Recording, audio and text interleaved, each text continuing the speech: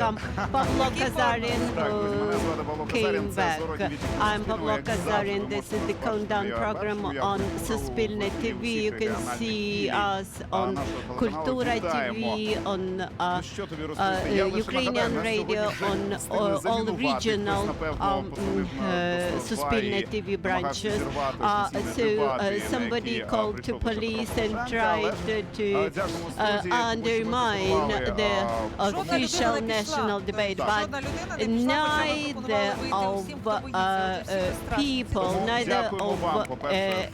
visitors, attendants left. So thank you very much. I survived in a terrorist act on Espresso TV and was so much scared. I was not afraid this time. So I'm happy to see that we have the same presence of experts who were also present at the meeting with Speaker Parubi. And now we have a chance to discuss what we saw on the review from Olympic Stadium. Then we can discuss the debate by Petro Poroshenko. As far as I know, Maxim Skobenko had prepared his analysis about the facts. I would like to remind you what we have to check. We have to check facts, statistics, numbers, real data. And fortunately, unfortunately, the president mentioned not so many facts. We have revealed two incorrect statements. He said that the candidates are obliged to participate in the debate. No, they have the right to take part in the debates, but if another candidate does not show, they can advertise, they can campaign. The next figure, 60,000 visitors at the National Olympic Stadium, but it was a statement in advance, while actually there were 22,000. As for me, I wanted to ask Mr. Zelensky many questions who would substitute him in the 95th quarter. I wanted to ask President Poroshenko whether he has personal account on Facebook. If yes, what is his nickname? I wanted to ask a question about the governor of Mykolaiv region. I wanted to ask Mr. Zelensky about his further plans, because I have no answers to many of my questions. And there was a question about which I have the biggest concerns. And now I would like to ask this question to our experts. This question was invented by Miroslava, and I took it from Miroslava. Whether it is possible to become a president in Ukraine without consensus with oligarchs. Actually, the answer to this question determines what are the rules of the game in this country. So I suggest give 1 minute to each expert to answer this question. I will start, Mr. Shevchenko. Я думаю, що згода усіх зовсім не обов'язково, щоб стати президентом. Але підтримка бодай одного практично необхідна, тому що у нас виборчі кампанії коштують нереально багато грошей. Якщо в сусідній Польщі економіка якої більша, а населення трошки менше, є обмеження, що бюджет виборів президента з $3,5 мільйони, то українські кандидати витрачають в рази більше, ніж в багатшій Польщі. Ці гроші треба взяти $3.5 million in Ukraine. You need to raise much more money, and this money you can get from oligarchs. Besides, the issue of money. There is the problem with the access to citizens. I mean TV channels. All TV channels in this country, they belong to the oligarchs. And these oligarchs may use the TV channels and deprive any presidential candidate from access to broad public. And we invented the countermeasure to it. We should allocate as much money, huge amount of money to Суспільне TV. And this would prevent the candidates from going to oligarch TV channels. Наталка Соколенко, our colleague, journalist and member of the Public Council of the Judges' Integrity. I believe that you can become a president in Ukraine without support of oligarchs. And here I would like to remind you about Святослав Вакарчук. I saw interesting sociological survey made by our American colleagues, which suggested that Zelensky and Vakarchuk may become the candidates to presidency, even if Vakarchuk would take the second place, we were to win. So this time the civil society had to support another candidate because Vakarchuk did not agree to participate in the campaign. I disagree with Natalia that you should not look for a panacea in somebody else, but not in yourself. It's incorrect. Please do not interrupt me. So my position is as follows. I agree with Taras that you cannot become a president without consensus with one of the oligarchs. How we can limit this? We can devote more attention to financing of political parties. We can analyze how advertising on Facebook could be used. That is, we can look for further ways to improve this situation. Mikhailo was I do not see a messiah in Mr. Vakarchuk. His intervention at Pinchuk's forum only suggests that behind Vakarchuk we might have oligarch Pinchuk. This only demonstrates that you cannot become a president of Ukraine without support of oligarchs. So one of the lessons that we have learned that pluralism is achievable. The second lesson is that popularity of Zelensky in social networks could be used by civic activists during presidential elections. Вахтанг Кібуладзе. I believe we need one more mic. Please bring it. I would like to deepen this. This is not about who supports the president, this or that oligarch, or there is a consensus of oligarchs, but do we want to live in a oligarchic society? Is there a social demand for having non-oligarchic society? What voters show that there's no such a demand. It's not about it's just about which oligarch is better, who's patriotic, who's not patriotic. Basically, this is like the test for democracy. Recollect the book of Plato. Democracy comes to change the oligarchs, but we have a problem in Russia. The most powerful player is the state. In Ukraine, it's the opposite.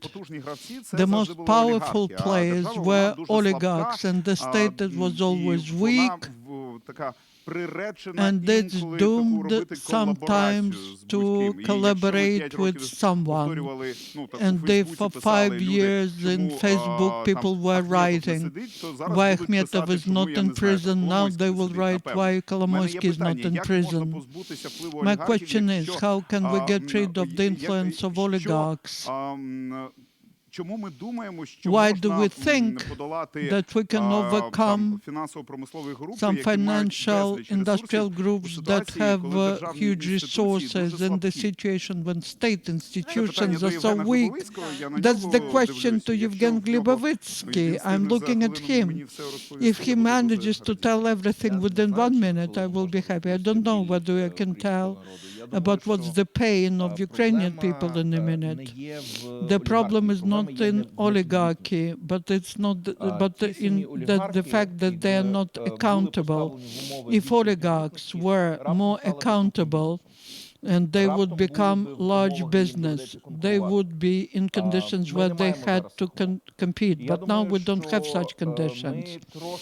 And I believe we are running ahead when we are saying that Ukrainians are voting for someone or something they see. Looking at what I see in this campaign, I see that in the motives of voting, there's a big concern, a pain, and the desire to wake up in a different country. And the voters express their pain just the way they can do it. One more comment, 1 minute. May I continue on what Yevgen was saying, how big business differs from oligarchs? First of all, the sources, the corruption, access to budgetary funds, and second, the tools, influence on political processes via factions, groups, in the parliament.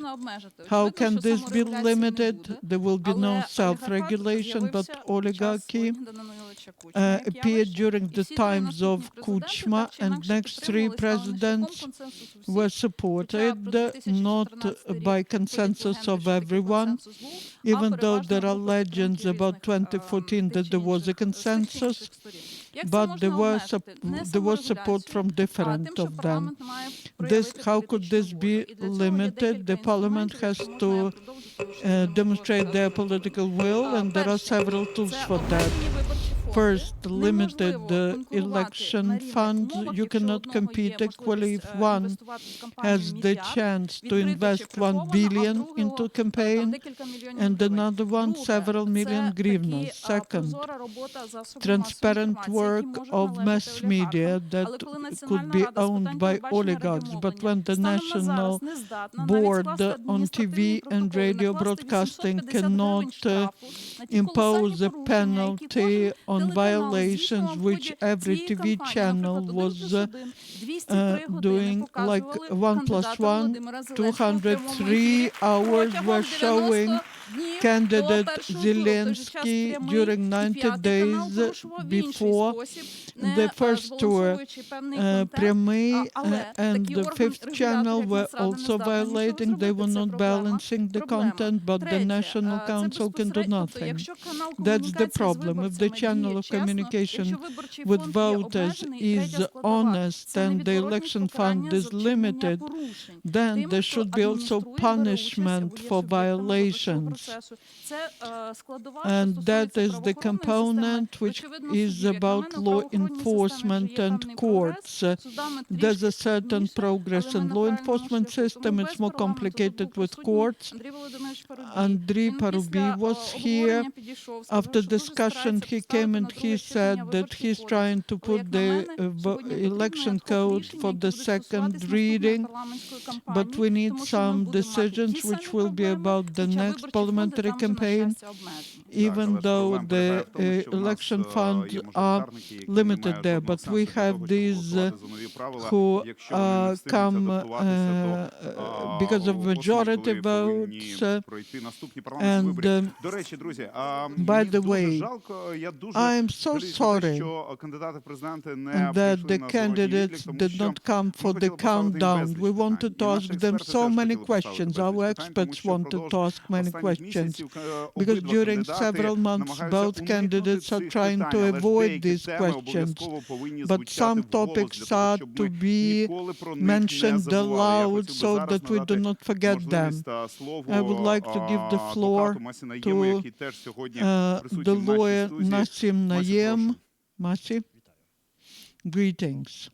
Так, якщо все гарно розумію, у нас є все працює, а якщо навіть не працює, у нас є другий мікрофон. Прошу. We have the second mic. О, чутно. Okay. Ну, насправді, in fact, it's strange that Mr. Zelensky didn't ask that question, and Mr. Poroshenko didn't ask this question, the question on the murder of Gandzuk. I had an idea to ask him the question, maybe immorally, on whether he's satisfied with the investigation. Would he be satisfied with the investigation if Katya Gandzuk were his daughter? That would be immoral, but it would be interesting to hear if there's at least one who commissioned these 50 attacks, activists. Could he name someone? I believe he wouldn't be able. And the main manipulation that he had is that he's not a judge, he can do nothing. We all understand, we are not idiots, people understand it.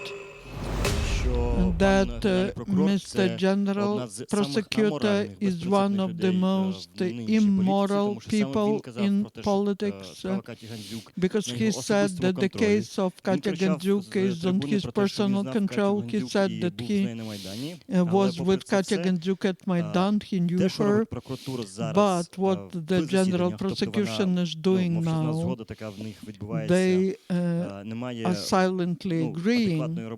There's no adequate work at the level of experienced professional lawyers. That shows that either the General Prosecution has no political will to investigate, or they have no capacity to do it. And because of that,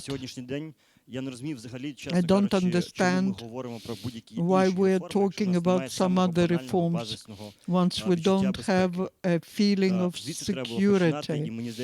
That's from what we had to start. All those who asked questions, I'm surprised that they didn't ask. Katya Gandzuk, just like Vyacheslav Chernovil, if he were alive, we wouldn't have all these questions probably. If Katya were alive, then probably we wouldn't have problems that we can have. We say the society don't elect this or this candidate, but when the society thinks this society is killed, and we say, okay, let's look at something else. Let's think about what? Reforms of judges. Or let's think about something else. Where's the basis? What can you think about? Sorry, the mic is off. Так, в нас є яка певна проблема We з have some problem мікрофонами, with так, я mics. розумію. Друзі, якщо Dear friends, вони зараз не працюють, if they're not просимо їх working now, please. Окей. Працює чи не працює? Скажіть у вухо нам. Да, працює. Yeah, it's working. Ну, я закінчу просто питання в I тому, will що finish. я я дуже надіюсь, сподіваюся, що буде це президент Порошенко, або буде це Зеленський. Whether this will be the President Poroshenko or the President Zelensky, I think this яка має is the створити first thing негативний досвід that для has to замовників, create negative experience аби for розслідувати питання those Каті who Гандзюк і commission. тих активістів, We яких need нападали to і не розслідували. investigate the case of Gandzuk. Ми будемо слідкувати за цим And питанням. we will І follow пан that, Зеленський, and так Mr. як він вже Zelensky, взявся і спитав у пана As Порошенка he про це, asked я Mr. думаю, що Poroshenko якщо він about стане that, I президентом, то до believe нього if he будуть такі becomes the самі president, питання, we'll have як є до same Порошенка. І questions to дуже him as прохання we до have to суспільства Poroshenko. не A big прив'язувати request цю to історію society, до don't tie виборів. it up Ця to історія почалася в elections. серпні місяці That all 2018 року. started І in останній August момент, of якщо пан 2018, and if Арсен Mr. Борисович Avakov залишиться на посаді міністра МВС, stays at the position of the Це така сама Minister проблема of the по нападах Interior, на активістів. Вона this is залишиться, again тому the що problem він with the і attacks on генеральний прокурор, activists, because Юрій he and Луценко – це дві General особи, ну Prosecutor, і these трошки are two менше, persons, це голова СБУ and a пан little Грицак, less Mr. винні Gritsak, the head of безпосередньо the в тому, SBU, they що are була така безкарність по відношенню до to замовників guilty вбивства і побиття that активістів. there was no punishment for those who commissioned the murder of Gandzuk. Я недавно говорила з I американським have talked recently to the American writer and journalist David Sutter. He knows well, he worked long in Moscow, he knows Ukraine well, and he says if you do not investigate and do not punish the murderers of the Heavenly Hundred, you will not be able to develop as the country. Talking about values and morals. Yeah, that's right, I agree with Masih. The attacks on activists and the case of Katerina Gandzuk, without exaggeration, it's about the state security. From what we know, the attack on Katerina Gandzuk, it's about, that is what was done by local mafias. And these mafias are in every region, and these mafias are a direct threat to the state, because if the situation in the east of the country becomes worse, we cannot imagine what they will do. They will hit the back of Zelensky if he becomes the president. They will hit the back of the president, of the current president.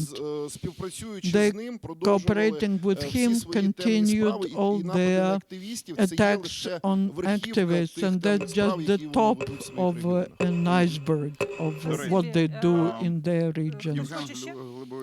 Yevgen Glebovitsky wanted to comment. I would say something very unpleasant. I've heard similar things. I heard similar things when Gangadze was killed. I heard the same promises. I heard the same concerns of activists. We already have many cases. Then we do not take lessons from those cases. Then the similar case comes once again at a new level, and each time these similar cases happen with bigger number of murders.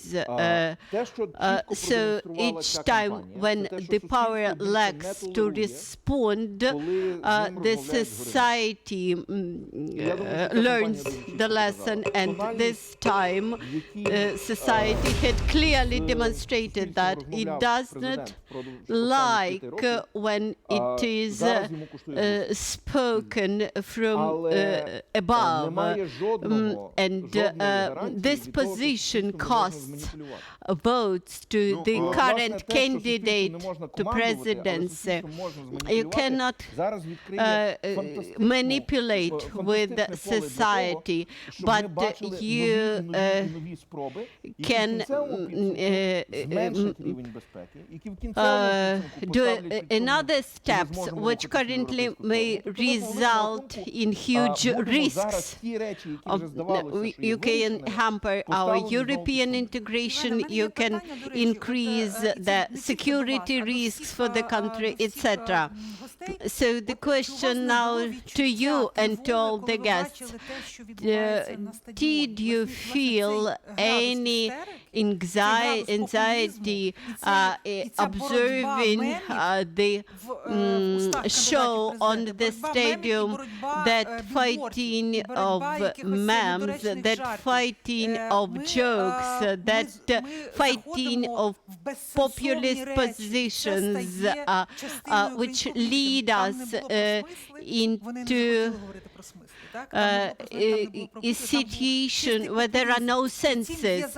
They decided not to discuss the senses. There were no politics. There were no senses. There is a threat of populism. We see the same threat of populism in the UK, in the USA, etc. But there is a big difference between those countries and Ukraine. They have strong bureaucracy. They have strong capacity of the state bureaucrats to carry out their functions. They have a strong capacity of their security institutions. And thus their autopilot, so to say, it can stand, it can survive with the risks. While for Ukraine, currently, we risk the biggest thing. We do not know how this situation may finish for Ukraine. If somebody comes tomorrow and suggests impossible tools, doubtful tools to Ukrainian society, which Ukrainian situation would not stand. We are on a very thin ice today. Olga Ivazovska probably was the first. First was Gliba. About today's show on the stadium, what impressed me negatively, 2/3 of time was devoted to discussions of the past, to discussions of what happened during previous 5 years. They did not speak about the future, about the picture of the future and how they see this future. I compared this to what we heard here in the studio when we saw Balashov when he tried to create a positive picture that Ukrainians should become wealthier, etc. This was the fact that impressed me most negatively. During last days, we observed debates about debates instead of key messages for Ukrainian citizens, allowing them to make well-informed choice. Probably that is what people perceive. Probably this is what people want. So this will be the task for expert communities, for civil activists who try to form their political capital and at the same time not to respond to what people prefer. Of course, society tried to get something positive. They wanted to get rid of political trash, but they have not received the answers to vital questions: national defense, national security. Neither of the candidates demonstrated how we will bring back our territories, how they will reform both Normandy and Minsk formats. And on the one hand, the society had consumed that information.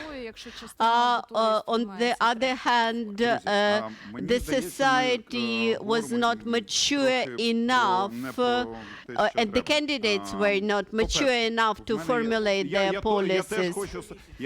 I also want to use my minute and comment. У мене є дві думки. Перше. I have two statements. In my opinion, the motives to vote for the current president, these are motives of people who want to prevent situation from getting worse, while motivation for the voters of his opponent is a motivation to make things better. Here in this studio, we keep saying that discussions about future lack the content. We should think about serious things, about legislative reform, etc. But let's think carefully and understand that Ukrainian voters choose by heart. The majority of Ukrainian voters make choice by heart. They vote for a miracle maker. And Petro Poroshenko won in 2014 as a person who wanted to make a miracle for Ukraine. As a political technologist, the least thing I would advise to my candidate would be the description of the future, because voters are not ready to think about the future. So how to reform the country in a situation when majority of voters prefer emotions instead of philosophical doctrines, philosophical paradigms shaping the future. Let's give the floor to Олександра Бакланова. So my statement is about what you mentioned. I understand that what we observe now is a reflection of the process which are going inside society. It means that elections are reflection of a country. I was born in Sevastopol. I graduated from my school in Lugansk, while my husband is from Lviv. I feel that I own Ukraine. What is important to state today, that we do not have excessive Ukrainians and excessive territories, that we have a stadium which is divided. The issue is not to bring people to consensus after elections, but the issue is that if we feel Ukraine as a united country, and if I feel that 5,000 of sacrificed lives mean that we do not want peace at any cost. We want peace at some conditions, and there are some conditions, some terms which we cannot breach. Looking for peace. There are no territories which could be sacrificed. We should find the answer in conditions. This is about looking for the answer in conditions when we perceive Ukraine as united country. We have to look for deeper solutions instead of the question whether it is possible to survive in Ukrainian politics without oligarchs. Listening to that discussion, I felt deep internal conflict. We should find the answer how to make this possible. And we have to look for this possibility. Зараз Дмитро, я обіцяла Михайло Жернаков. Давайте Михайло. I promised to give the floor to Михайла. Дмитро and then Вахтанг. I would like to answer the previous question, whether it wasn't afraid. I was afraid when they said that there will be an act of terrorism here. Then I calmed down. I remembered how we passed the security. There was the president here. I realized that they ensure security for the president. These people are professionals. And we are safe because the president was here. When the president is not here, we don't feel such safety, such security, because we don't have working law enforcement bodies and we don't have a well-working judiciary. If it existed, we would have investigated, or we wouldn't have an attack on Katya Gandzuk. We would have investigated the Heavenly 100 shootings. We wouldn't have Maidan that was prohibited. I will take more time. The judge Sanin, who prohibited the Maidan, still works in the District Court of Kiev, and he does not just go to work to Kiev District Court, but the members of the highest commission greet him with the birthday. The members of the highest council of justice, which have to dismiss the judges of Maidan, they also go to his birthday, and that all shows how, unfortunately, we didn't have a judicial reform. If we had this reform, then we wouldn't have had many of the things that we had. If our judiciary were working. And I would like to ask this question to the current president and to his opponent, because we haven't heard any specific things from him. Let's respect the timing. I will react to what Pablo said. I disagree that those who support Zelensky want it to be better. The main motive is they want it to be not like it was. And that's quite irrational. I agree that Ukrainians vote with heart, sometimes with stomach, which is worse, but we need to understand that we are not electing Poroshenko or Zelensky, but the function. If we understand that we elect the function, not a person, even though it sounds cynical, then the elections would be much more intelligent. I disagree. When Poroshenko was elected in 2014, many were electing rationally, because for me and for many, Poroshenko was the function of Maidan.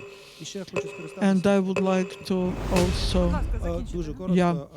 very briefly, as to emotional choice. The elections are emotional, but the memes, which are dangerous, they play on emotions, and I've heard it even from my colleagues. They call this event that's happening the electoral Maidan. That is some emotional protest, this protest voting. I would request not to do that, because that offends the memory of the Heavenly 100. Those people who vote for any candidate, they do not risk, they do not take the responsibility like those people who were at Maidan. We cannot call it electoral Maidan. That is a cynical assessment of what's happening now. I have Що я намагаюся I want to reply. What I'm trying to prove, this election campaign showed several trends that we do not even talk about. First, if we believe that Ukrainian civil society can communicate with the whole of Ukraine on pages of Facebook, this all ended. Now Ukrainian Facebook lost to Ukrainian Instagram. We need to understand it. That is an important trend. If you write something in Facebook, you have no communication with the Ukrainian voter. That's not the platform where the voter is. You communicate with a certain amount, a certain number of voters who are your supporters.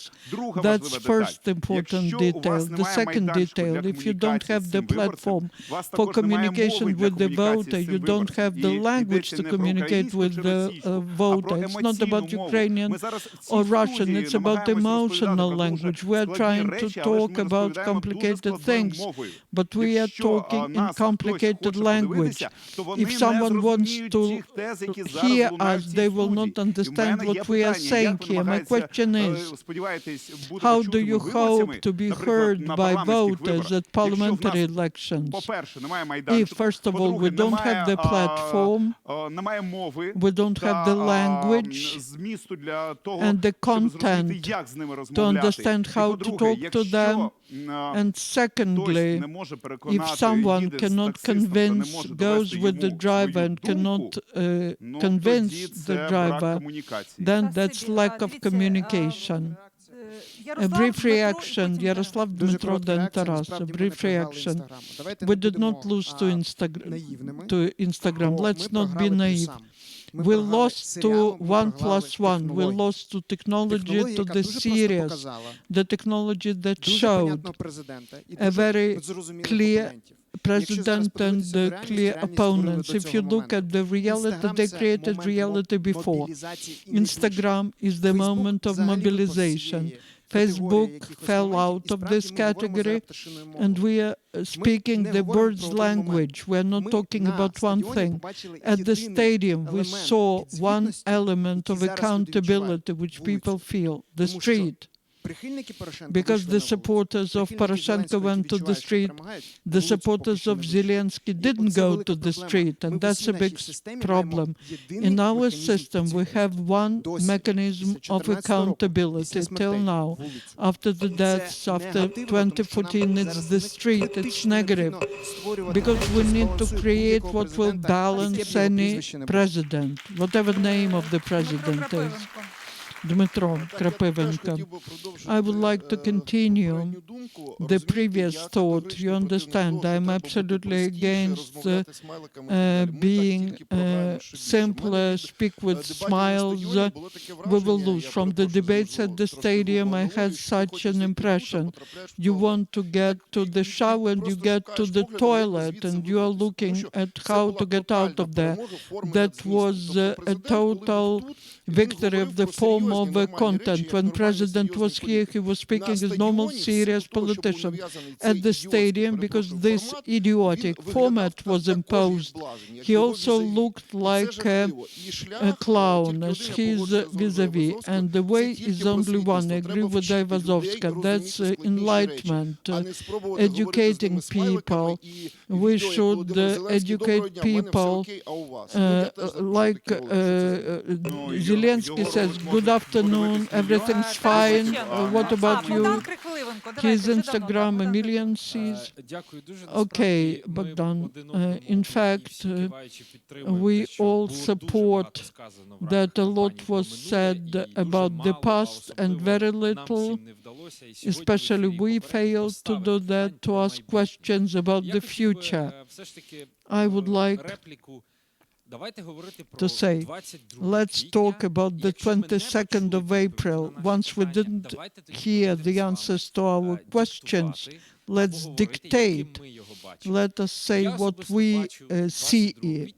I believe that on the 22nd of April, we should wake up in the country where the elections were held democratically, without violations, that would influence the results. The candidate who didn't win should be brave enough to call the winner, to greet the winner, like it's done in civilized countries, so that the candidate winner refuses from business partners from dividing the country into supporters and not predecessors, my team, and so that he leaves the professionals who are on positions now, so that he recognizes their successes, so that we say this campaign has completed and we need to continue develop our country. And Taras Shevchenko, the floor is yours, and then Olga Ivazovska.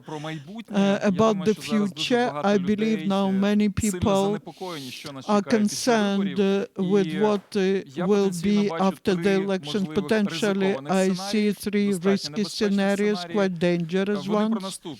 They are, first, the dissemination of the parliament. That's the risk. That's the risk. Second, the possibility to restore the constitution with big powers of the president. That is what Yanukovych did. And the third, quick and radical turn to Russia. What needs to be done and what will be our task for the future? Parliamentary elections, half a year till parliamentary elections. On them, our next vector of development will depend. Natalia Sokolenko mentioned Vakarchuk. I believe that's the person who hasn't said the final word. Much may depend on him in parliamentary elections. There's a big request for new leadership, new parties with new leader, and one of the candidates played on these desires. At the parliamentary elections, there's also the demand for new, because the mandate of trust to all political forces has been exhausted. But what about oligarchic channels will have this coverage of the territory? The society in half a year will not stop being infantile, and populists will not stop being populist. What can we do in half a year? I'm sure that after this campaign, the ratings of the public TV will grow and they will influence. This will be the case. Pavlo asked whether the presidential campaign could be won without oligarchs, and that's more complicated. With parliamentary, there are more chances, because it's not the winner who takes it all, but it depends on how votes are distributed, and there will be a question who will get their votes for at parliamentary elections. Olga Ivazovska. I would respond to what you mentioned. Not Ukrainians vote by heart, but people vote by heart. Psychologists many times proved that the logical component of voting is minimal, and some futurologists suggest that elections may die because they are emotional, they are not logical. Keeping in mind the artificial intellect, this again strengthens the problem.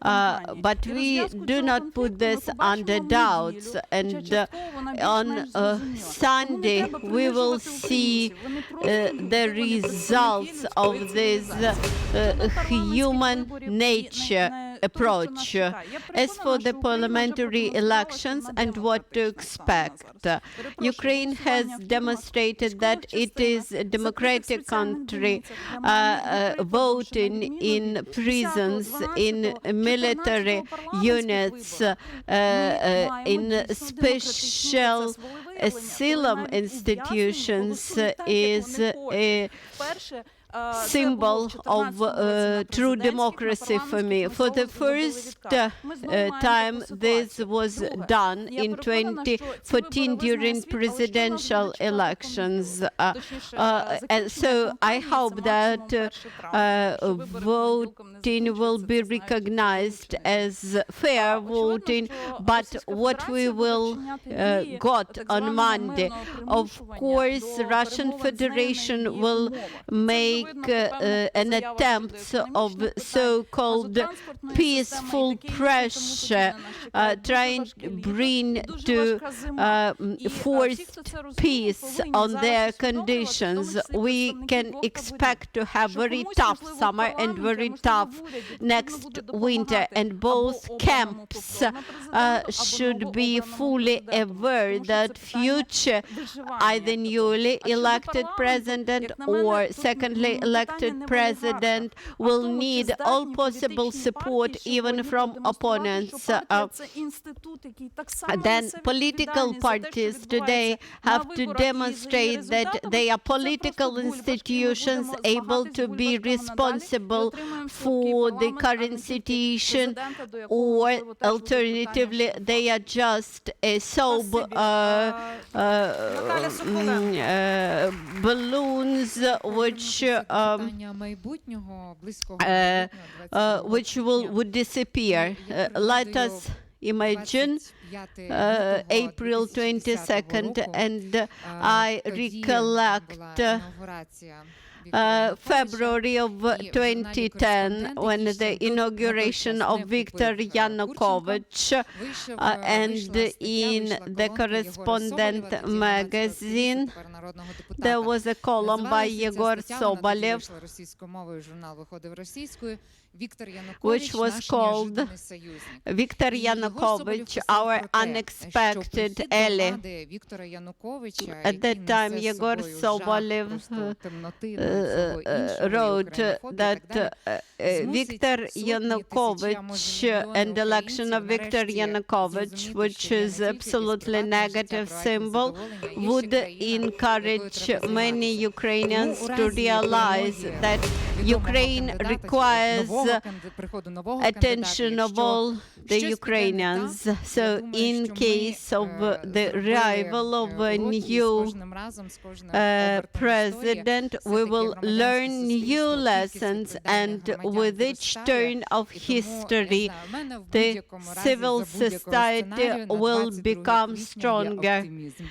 So that's why I have an optimistic approach to April 22nd. I suggest that we all together should go into elections and into power. I recollect that our program where we argued about achievements of Ukraine during the last 5 years, because some of the reforms proved to be successful, some of them proved to be unsuccessful. Now the question, what is the most vulnerable reform amongst those that were implemented? Yevgen, what do you think? I believe that no return point is not passed yet, and the turn back is possible at any point. The speed of the reforms is not important. Sustainability of reforms, that is the thing which is the most important. Sustainability means how it would be difficult to reverse the situation in case of revenge. We have the national independent testing.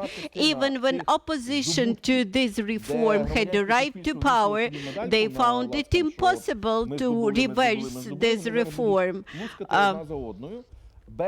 So the situation when newcomers would reverse the achievements of the previous authorities, there is the risk. Also, I believe that there is a false cause and effect connection that is between the price of gas and the temperature of batteries in winter, the dollar exchange rate and the democracy in the country. Such things as the force of parliamentarism, the strength of democracy in the country, they have consequences for the well-being of ordinary citizens. When I hear that we should pass all the legislation during referenda, look at Switzerland, we can do this. Let's apply direct democracy. But as an expert in these things, I clearly understand that Ukraine is not ready to direct democracy, but those who are supposed to vote for this direct democracy, they are unable to see what's the difference and what is the mistake. That is, we have bigger number of risks which you are able to realize, and Ukrainian voters behave very risky, in a very risky way. Both candidates are full of fantastic love to themselves, and they drastically lack the same level of responsibility for their actions. For me, what is important is the national bank, which is independent. It's the only independent regulator that was created like it had to be created, with the committees making decisions so that the board cannot make just one decision. It was created very correctly, and it's very difficult to dismantle it. Now, when there are discussions on whether the new president can dismiss the governor of the National Bank, more people understand that his term is 7 years and you have to violate the law. But on the other hand, there's what Evgen was talking about. From the side of the society, there's no appropriate support. They believe that the National Bank is the institution that collapsed Grivna, forgetting that after that for 4 years we have financial stability and stability of banking system. Thank you. Maxim Yakovlev and then Dmitro. Finally, I will say it. I thought that what we achieved, what we haven't, I believe that what the population sees, it's difficult to explain the simple reforms to the population. The taxi driver asked me, but all that was done by Americans. And I told him, let's start from the beginning. When you start explaining step by step, people understand. The reforms, there are some interesting surveys. When you ask people about reforms, they say everything's bad. But when you ask people who had some experience, they react differently. Our parliament, just recollect, people did not support the activity of the parliament, but they supported the parties who they elected. The message that we can give, if we say that there's a risk of revenge, these abstract things, but you need to talk about administrative services and other things which survived. Maybe we need to explain that there is connection between what we have achieved and how the population feels it.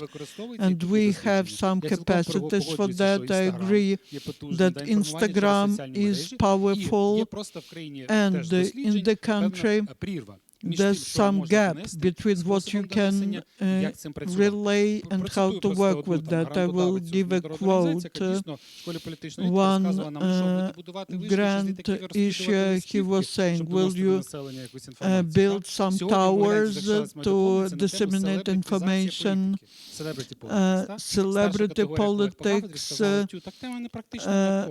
There was a student who was talking about celebrity politics, and someone said, but that's not something which happens now. So we need to actively use media because they will be there. We need to use them. And let's be realistic. We have a gap, and only enlightenment and educating the voter will help us move forward. Before Dmitro and Natalia says something, I would like to make a short statement. In the editor's chat, they give me the information that in police of Kyiv, they negate the information that there was a phone call to 102 line about the mining at the public TV studio. Security service says that there was such a phone call. It was from the territory of Russian Federation. I will give you a quote. The speaker of the security service, Elena Figlyanska, says that the security service registered the anonymous call about mining the Suspільне, and we do not exclude that it could be from the territory of Russian Federation. But the statement, if this is part of politics and of political campaign, I would like to remind you that there are some ethical and moral framework. Here we have dozens of people who have families, children and parents at home, and that was all heard live. All these people who wait for us at home, they heard it. Let's be people, let's be ethical. And by the way, let the police and security service decide whether there was this phone call or not. But basically now we have little time left. I promised to Natalia Sokolenko, Dmitro, and then Natalia. Dmitro, a brief one. As soon as act of terrorism, immediately 112. Or threat of act of terrorism. But I would like to say Andriy Parubiy was here. I interviewed him once. He said that NATO can help us with armaments. International institutions can help us with finance, language and humanitarian policy. No one, but we need it. I see a big threat that the policy of decolonization will be returned. But I see a candidate who doesn't care about that. I believe that Kropivnitsky will not be renamed back into Kirovograd, but there will be no fighting for our identity. Once there's no fight for our identity, the exchange rate of hryvnia will not matter. Natalia Sokolenko, I would like to talk about reform which was successful, and there's a key to understanding how to implement reforms in Ukraine. That's the reform of the former TV, national TV and radio, turning it into public TV and radio. I will explain what the reform was about. Previously, the authorities, the cabinet of ministers, the president had a big influence on what was broadcast on the first radio and first TV channel. In 2013, for example, people. There was a monitoring for first half year. It showed that on a channel which is called UA1, there was not a single time of the opposition speech. And what we have now, we don't have just live broadcasting with the representatives of opposition and those who are in power. This reform took place thanks to the supervisory board, the new body which is controlling instead of the cabinet of ministers, was set up according to the formula. All the representatives of the parliament, of the authorities, opposition, and the representatives of the civil society. There should always be one more representative of the civil society. This formula elected Zorobala Sanya, but that's the key to judicial reform. Let there, in the supervisory board, they will have one civil activist more than the representatives of judges. The commission which selects the civil servants, let them have at least one representative of civil society more than the representatives of authorities. This way we will be able to implement reforms which we have to protect. Thank you, Natalia. Yaroslav and then Vahtank. Briefly, we know what reforms will be attacked first, because that was publicly announced. That was medical reform. Who announced it at the stadium? One of the candidates, Zelensky. It was announced, and why this reform will be under threat, because it's in the process when the final result is not clear enough. It has started only, and that is what we have to defend, to protect. That is a complicated reform. It's not about one institution, it's about infrastructure. What we need to do jointly, back to what Evgen said, we need to create the system of checks and balances. We need to have the parliament which will control the president. We need the civil society which will force the authorities not to agree to vertical dialogue, but to the dialogue of peers. Vahtank, philosopher. Can you hear? I am always well for. In some processes, I'm an insider, and I will tell you about two things: publication of books, education and science. First part, that's success. Maybe that's not so noticeable, but I, as the author and translator, I can say about what happened in Ukraine in the last 4 or 5 years. Finally, Ukrainian book is supported from the inside of the country, but not only by grants. That the state, the private sector, the state grants, and the publishers started investing into book, and we see it at the book arsenal. As to science and education, everything is opposite. The reforms which were held, they were not successful, and that's why we have the result. I disagree with that everyone votes with heart. Big successful democracies had a fantastic experience of enlightenment, and Kant answered that question. Enlightenment is the ability to use own brain, and because most of our citizens do not elect by brain, by reason, but they elect this or that beautiful picture or the voice, then we have what we have. We need enlightenment, and education and science are needed, but that's where we have problems. Thank you.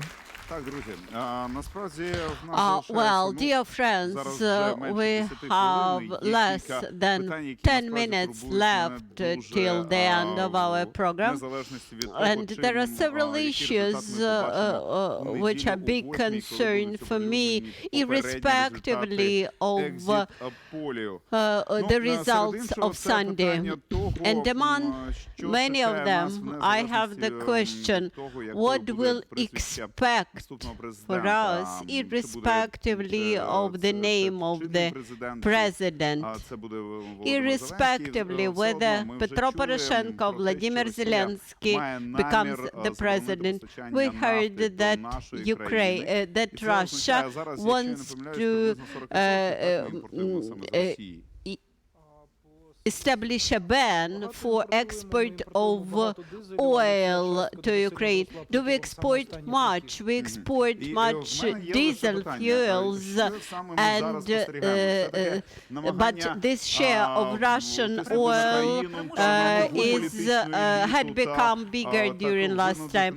Is it a measure aimed to force us to start negotiations with Russia? How we can respond to this challenge? How do you think? In those bans, there is some interesting aspect. The biggest part is partially banned. The biggest part of oil and oil products may be decided by the economic ministry of Russia, and this is actually an invitation for negotiations to our oligarchs, because the biggest negative impact will be on Ukrainian coal mining industry. Actually, this is an invitation to negotiations for, you know whom. I would be more concerned about what will happen on January 1st, 2020, when Russia would stop transit of gas via Ukrainian territory, whether we will have enough gas in our underground storages to prevent a situation that we had back in 2009. During the last 5 years, we heard many times that there is a lobby of war somewhere in Ukraine. Those people who provide services to Ukrainian army, etc. What is your opinion? What lobby is bigger in Ukraine? Lobby for peace or lobby for war? What lobby will win during next 5 years? I believe that this is a slightly imposed discourse for us. Due to the fact that both the power and the civil society managed to resolve some problems of war, we today are discussing peaceful facts and peaceful things like murder of Katya Gandzuk. All pro-Ukrainian bureaucrats, all pro-Ukrainian businessmen, they do not abuse the achievements of their business when they provide services to the army. And I believe this is a big achievement, that today, in the midst of war, we can discuss many peaceful things. But actually, every day we hear that somebody's father, somebody's son are killed at the front line in the east. This suggests that we have to remember this and do something every day. What is important for us? Quite often from servicemen we hear that they defend our peaceful life and stay at the front line defending our children and our peaceful agendas. I agree with Yurchishin that even when we stop military actions today, we have a lot of tasks to do. We have to strengthen our air force. We have to strengthen our infantry. We have to strengthen our motorized troops. So we have a lot of tasks in this so-called the party of war. The party of so-called peace was represented in these elections by Yuri Boyka and Mr. Vilko. They are very keen to get revenge for this campaign during parliamentary elections. This is a very simple explanation. Let's surrender to Russia because we need peace.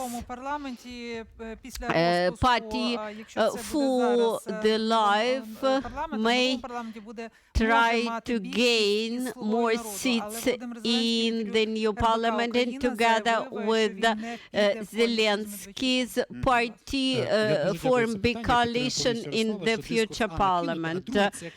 I agree that this is a natural discussion, and moreover, I may suggest another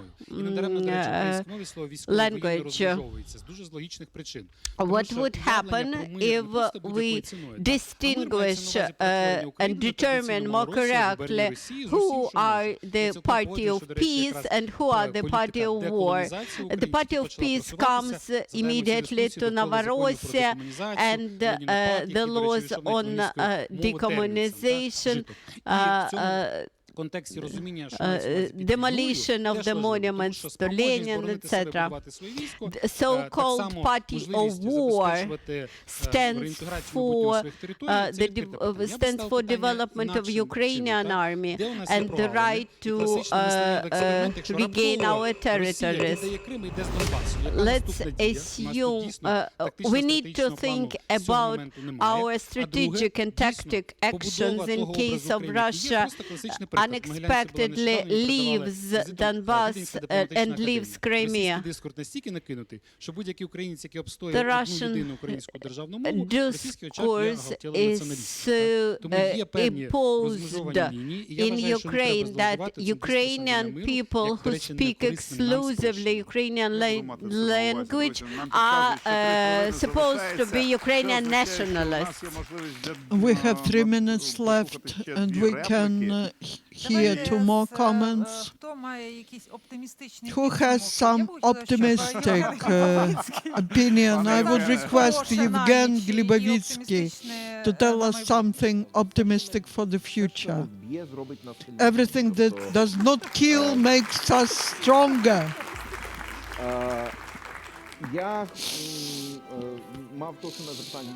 I was asked the same question by the students, and I gave an example. When there was a support of the independence of Ukraine, it was 65%. After Yanukovych was elected the president, it went up to 80% and stayed there. Now we see in Ukraine that even those who do not have any understanding of where they move, they have the right to win in Ukraine.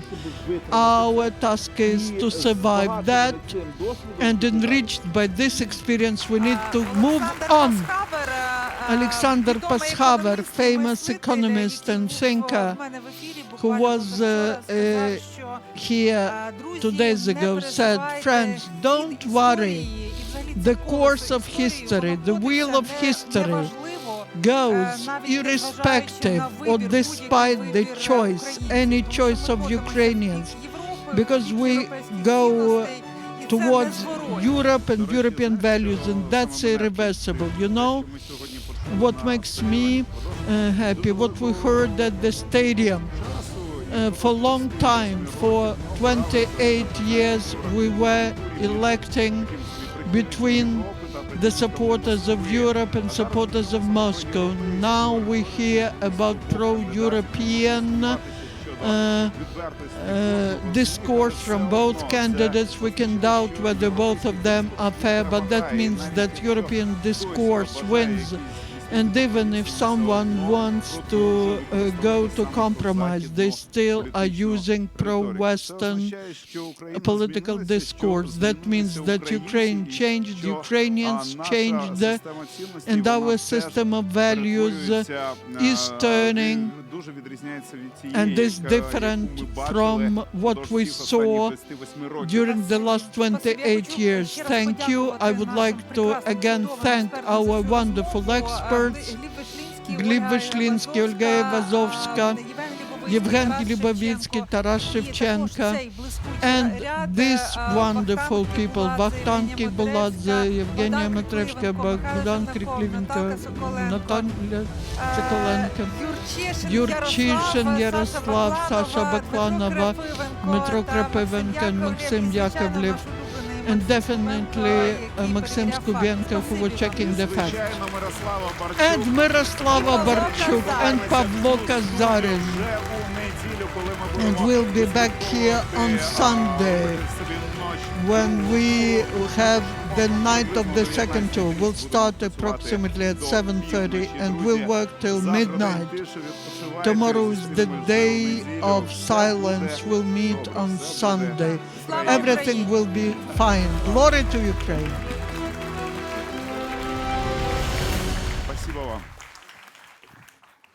Дякую.